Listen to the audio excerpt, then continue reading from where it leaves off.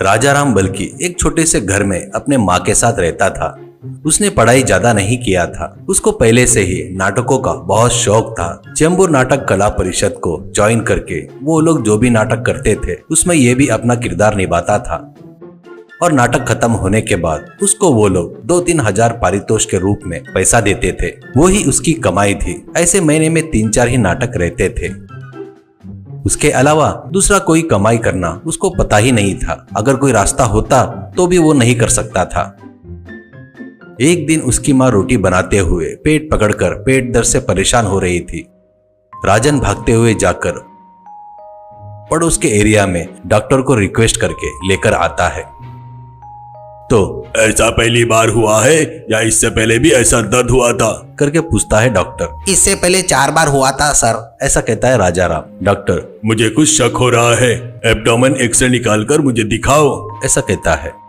हफ्ता बीत जाता है। एक दिन लड़का कुछ सोचते हुए चुप रहता है तो क्यों रे क्या हुआ ऐसा कहती है माँ। अभी मैं जितना कमा रहा हूँ वो अपने को ही बस हो रहा है माँ। आज से 4 जगह घूमकर दूसरा कुछ भी करके कमाने की सोच रहा हूँ। ऐसा बोलकर मार्केट बाजार में जाकर हर दुकान में काम मांगना वो नहीं है और जा कहना ऐसा होता है।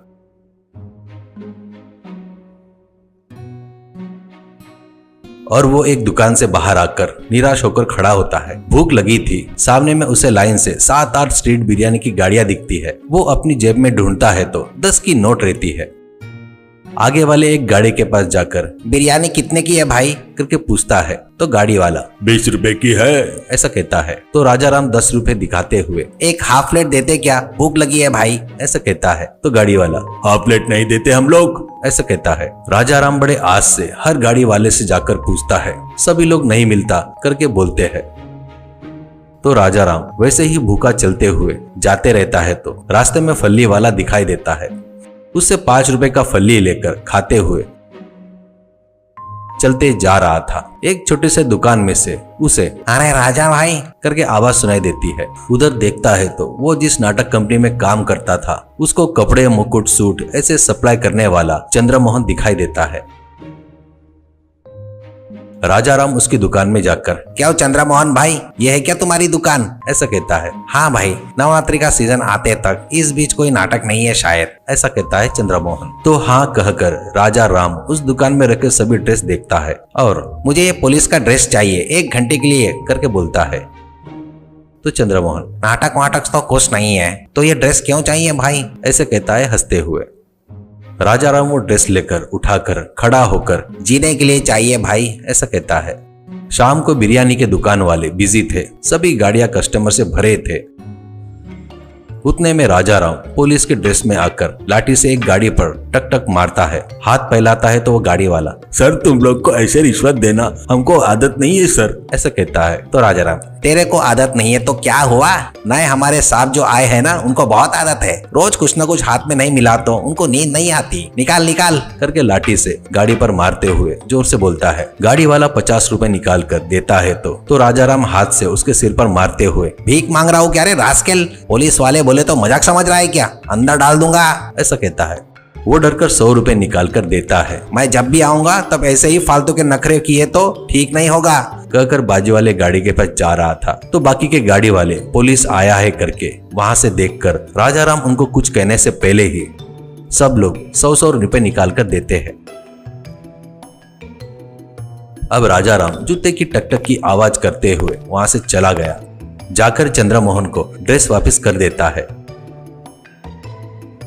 अब वो 4 दिन रुककर उसके बाद व्हाइट यूनिफॉर्म पहनकर टोपी पहनकर आता है और यहाँ पर बिरयानी बेच रहे हो ना, कब से हो यहाँ पर करके कहता है कड़क आवाज से। तो वो लोग राजाराम का यूनिफॉर्म देखकर डरकर कौन हो सर आप, ऐसे कहते हैं। राजाराम कोई भी सामान खाने की वस्तु पर टैक्स लगाने वाला टैक्स ऑफिसर हूँ। स्ट्रीट फूड की गाड़ी वाले होटलों से भी ज्यादा धंधा कर रहे हैं करके हमारे नजर में आया है। रोज के एक जन 5-6 हजार रुपए कमा रहे हो ना, यानी एक बिरयानी पर 18% टैक्स लगेगा, तुरंत निकालो नहीं तो कल सुबह बुलडोजर आकर तुम्हारी गाड़ियों को उठाकर बाहर फेंक देंगे, ऐसा कहता है। वो लोग बहुत डरकर उसके सामने गिड़गिड़ाते हुए 5,000 जमा करके देते हुए साहब इस बार ये लेकर छोड़ दो हमको। राजाराम बड़े कड़क अंदाज में आप लोग ऐसे टैक्स हमेशा भरते रहे तो आपके धंधे को कोई डर नहीं रहेगा, ऐसा कहता है।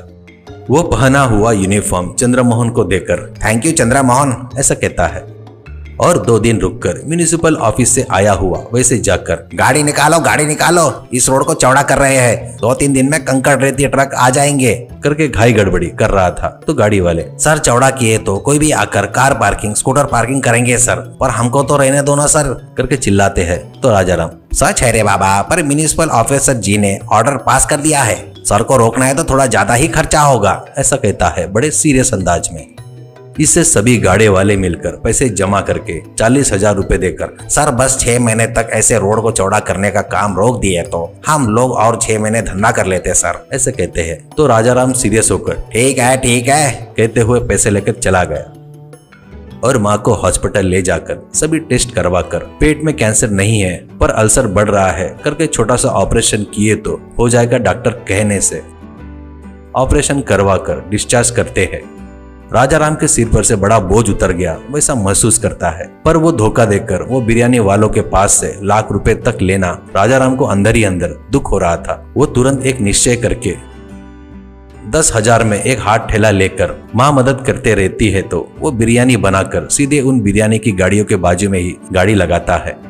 तो वहाँ के गाड़ी वाले बिरयानी वाले ये हमारा यूनियन है, यहाँ पर दूसरा कोई गाड़ी नहीं लगा सकता करके झगड़ा करने आते हैं। राजाराम अरे भैया मुझे अपना छोटा भाई समझो, मुझे यहाँ पर गाड़ी लगाने दिए तो मैं आप सभी को 10-10 हजार दूंगा, ऐसे 80,000 दूंगा करके जेब में से पैसे निकाल कर दे रहा था। तो वो देखकर वो लोग अरे छोटे तू तो अब से हमारा भाई है, हम में से एक है, बढ़िया अच्छे से धंधा कर ले भाई। बोलते हुए पैसे लेकर सभी लोग 10,000 करके ले लेते हैं। राजाराम के दिल पर से बड़ा बोझ उतर गया ऐसा लगता है। उसने उसकी परिस्थिति की वजह से उनसे धोखे से लिया हुआ पैसा इस तरह तो भी वापस किया करके खुश होता है। छोटे से गांव में रमेश और सुरेश नाम के 2 दोस्त रहते हैं। वो दोनों सड़क पर नूडल्स के छोटे छोटे ठेले लगाकर अपना जीवन चला रहे थे।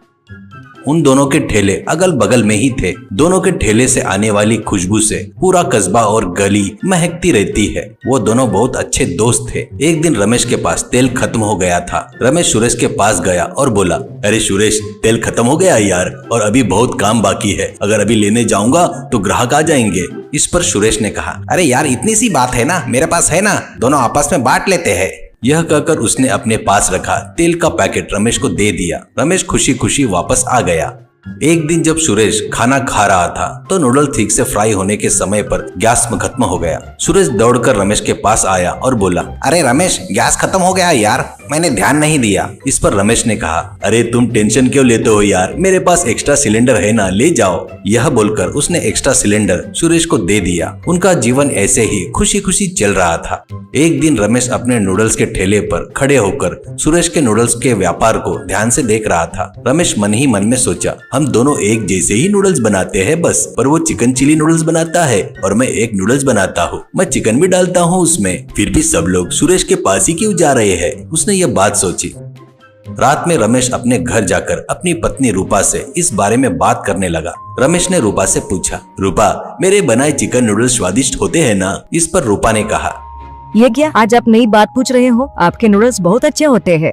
रमेश, ये तो ठीक है रूपा, पर सारे ग्राहक तो सुरेश के ठेले पर जाते हैं, हम दोनों तो एक जैसे ही बनाते हैं ना। रूपा, हर किसी को अलग अलग स्वाद पसंद आता है। मैंने आप दोनों के नूडल्स खाए हैं। सुरेश भैया भी अच्छा बनाते हैं और आप भी अच्छा बनाते हो। जिनको आपका स्वाद पसंद आएगा वो आपके पास आएंगे। आप इस बारे में ज्यादा मत सोचिए। लेकिन मन ही मन में सुरेश कुछ तो और भी ज्यादा सोच रहा था। अगले दिन रमेश सुरेश के पास गया और बोला, रमेश, अरे सुरेश अपना सिगरेट तो बताओ, तेरे पास इतने लोग क्यों आते हैं।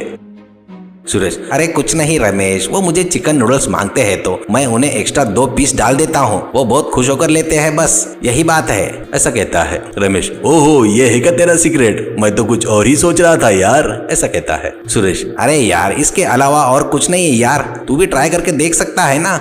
उस रात रमेश ने अपनी पत्नी से कहा, रमेश, रूपा मुझे सिगरेट पता चल गया, वो 2 पीस एक्स्ट्रा डालता है बस, और कुछ नहीं। ऐसा कहता है रूपा। ऐसी कोई बात नहीं है जी, जिन्हें आपका स्वाद पसंद आता है वो आपके पास ही आएंगे। लेकिन रमेश ने उसकी बात नहीं सुनी। अगले दिन रमेश ने अपने ठेले पर 1+1 नूडल्स का ऑफर बोर्ड लगा दिया। इससे सारे लोग रमेश के ठेले पर लाइन लगाने लगे। कुछ दिन बीत गए, सुरेश का ठेला भी चल रहा था, पर रमेश के पास ज्यादा व्यापार हो रहा था।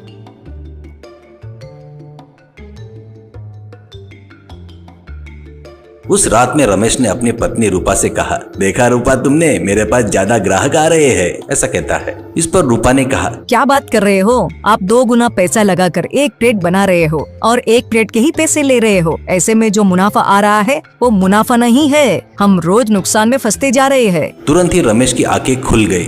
रमेश शांत होकर अपने ठेले पर गया और 1+1 का बोर्ड हटा दिया। सुरेश तुरंत रमेश के पास आया और बोला, अरे रमेश, तूने ऐसा क्यों किया? अच्छा तो चल रहा था, तूने बोर्ड क्यों हटा दिया? ऐसा कहता है। रमेश, कोई बात नहीं यार, मैं कुछ नया करूंगा, यह 1+1 वाला नहीं चाहिए, कुछ नया सोचूंगा। सुरेश ने हंसते हुए कहा, ठीक है यार, अगर कोई मदद चाहिए तो मांग लेना, ऐसा कहता है। उस दिन रमेश ने ठेला नहीं खोला। वह बहुत सोचने लगा। उसके दिमाग में एक नया आइडिया आया। रमेश ने नूडल्स के साथ बिरयानी बनाना शुरू कर दिया। उस खुशबू से लोगों की भीड़ जमने लगी। रमेश ने बोर्ड पर noodles biryani recipe, chicken noodles biryani, egg noodles biryani भी है और बिरयानी विद नूडल्स और नूडल्स बिरयानी जैसे 4-5 अलग अलग नाम लिखकर बोर्ड लगा दिया। लोगों की भीड़ लगने लगी। एक महिला ने रमेश से पूछा, रमेश भैया, क्या ये नूडल्स बिरयानी है? रमेश, हाँ चाची, पहला दिन है, सबको टेस्ट कराऊंगा और फ्री में भी दूंगा, खाइए। सबने खाया और सबको बहुत पसंद आया। उसके बाद रमेश का व्यापार खूब चलने लगा। इससे सुरेश को थोड़ी सी जलन हुई। सुरेश रमेश के पास आया और कहा, अरे रमेश, अपना सीक्रेट तो बता, मैं भी बनाऊंगा। रमेश, मैंने नूडल्स को बिरयानी की तरह बनाया है यार, ऐसा कहा। सुरेश ने भी नूडल्स से बिरयानी बनाना शुरू कर दिया, लेकिन सुरेश के हाथ की बनी बिरयानी किसी को पसंद नहीं आई। इससे सुरेश बहुत दुखी हुआ। तब रमेश सुरेश के पास गया। रमेश, अरे सुरेश, तू भी वही गलती कर रहे हो जो मैंने किया था, ऐसा कहता है। इस पर सुरेश ने कहा, मुझे माफ कर दे रमेश, मैंने तुम्हारा ठेला देखकर जहाँ पर ज्यादा ग्राहक आ रहे थे, इसलिए मैंने भी यहाँ नूडल्स बिरयानी बनाना शुरू किया यार, पर मुझसे ये नहीं हुआ, ऐसा कहता है। रमेश, अरे मैंने भी वही गलती की थी यार, तुमने जो 2 पीस ज्यादा दिया इसलिए मैंने वहाँ पर 1+1 का ऑफर रखा। मेरी गलती पर मेरी पत्नी की बातों ने मुझ पर बदलाव लाया है, ऐसा कहता है। सुरेश ने पूछा, भाभी ने क्या कहा? ऐसा कहता है। रमेश ने कहा, रेसिपी हमेशा नई होनी चाहिए, वह तुम्हारी ही होनी चाहिए और तुम्हें बनाना आना चाहिए। किसी की नकल करके बनाओगे तो वह स्वाद नहीं आएगा, ऐसा कहता है। इससे सुरेश को समझ में आ गया। अगले दिन से सुरेश नूडल्स बेच रहा था और रमेश नूडल्स बिरयानी बेच रहा था। फिर से उन दोनों की दोस्ती खिल उठी। वो खुशी खुशी जीने लगे।